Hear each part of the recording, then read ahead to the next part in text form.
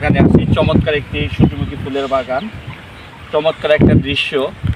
আসলে প্রাকৃতিক সৌন্দর্যের কথা আসলে বলে বোঝানো যাবে না। প্রকৃতি আসলে অন্যরকম একটা অনুভূতি দেয়। আল্লাহ তাআলা মহান সৃষ্টিকর্তা কত রকমের যে প্রাকৃতিক সৌন্দর্য সৃষ্টি করছে আমাদের জন্য, আমাদের উপভোগ করার জন্য, তা বলে বোঝানো যাবে না।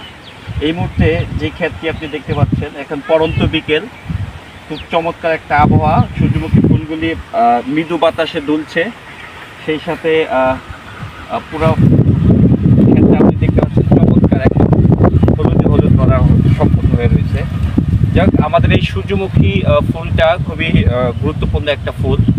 এই সূর্যমুখীর বীজ থেকে অনেক তৈল হয় এবং এই সূর্যমুখী বীজটা অনেক মানুষের দৈনন্দিন খাবারের তালিকায় অনেক গুরুত্বপূর্ণ ভূমিকা রাখে।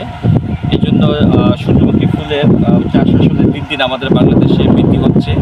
আমি এর আগেও দেখেছি, নরসিংদীতে, অন্যান্য জায়গায় দেখেছি, কিন্তু আমাদের এই মুন্সিগঞ্জ এরিয়াতে এই প্রথম দেখলাম যে সূর্যমুখী বাগানের চাষ করতেছে। খুবই চমৎকার লাগলো। ভাবলাম আপনাদের সাথে এই ক্ষেতটা শেয়ার করি।